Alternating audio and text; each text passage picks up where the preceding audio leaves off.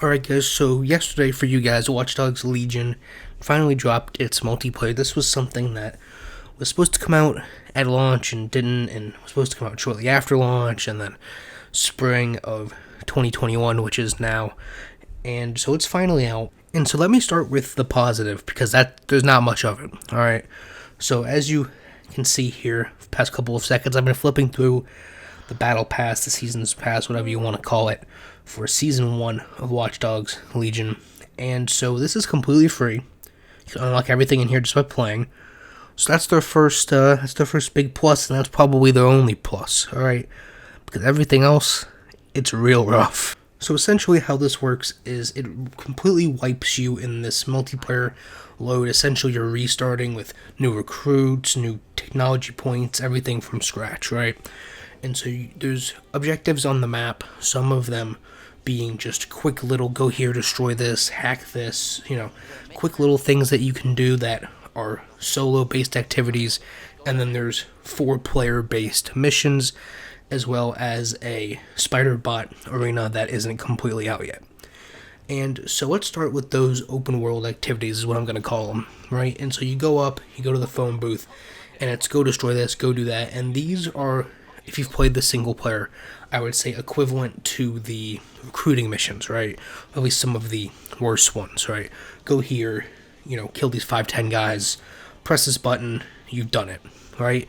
So they're very simple, very quick, and really the only reason to do these would be to get points to unlock new tech points or to unlock new characters. Now that being said, recruiting in the multiplayer works very differently from how it works in the single player. Instead of having to go up to them and talk to them and do missions, and if they don't like you as much, then you need to do more missions. That's not how it works in multiplayer, right?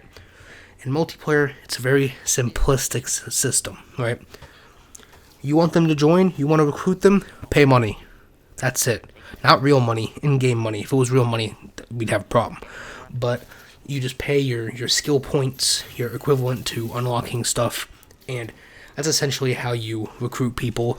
The harder people, you have to be a high level in the battle pass to recruit, but that's about it. Pretty simplistic, and I think that really takes out the most interesting part of the game, but that's just my opinion. Alright, and while we're talking about these open world events, let's talk about the open world itself. So it has 4 players in it at a time, unless you're in a private session, like a GTA invite-only session type situation. But for the most part, when you're in these public sessions with 3 other players, you don't really interact with each other than like world event type things.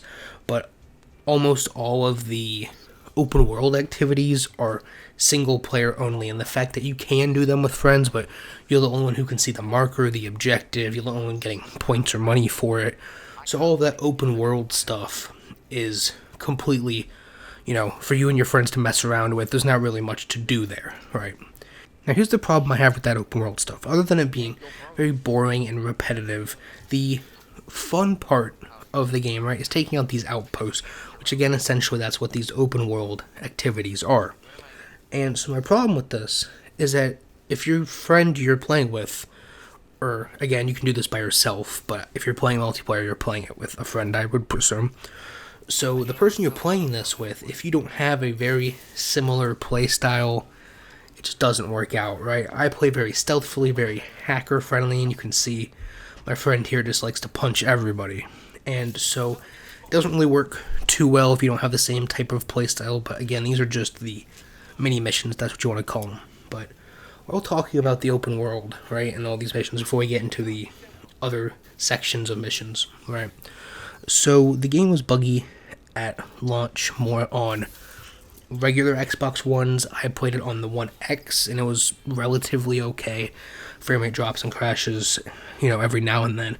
But on PC and on base PS4 and Xbox One, it did have issues, but these issues are awful. And I mean, like, players turning invisible, enemies being invincible, enemies teleporting, cars disappearing. Obviously, it's Ubisoft, so server problems. I mean, it's bad. Like, there was at least a 10-minute section where my friend was just invisible.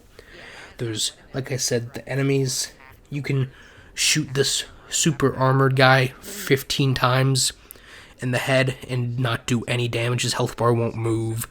Enemies will disappear. It's broken and buggy, just like how the game was at launch, and it's bad.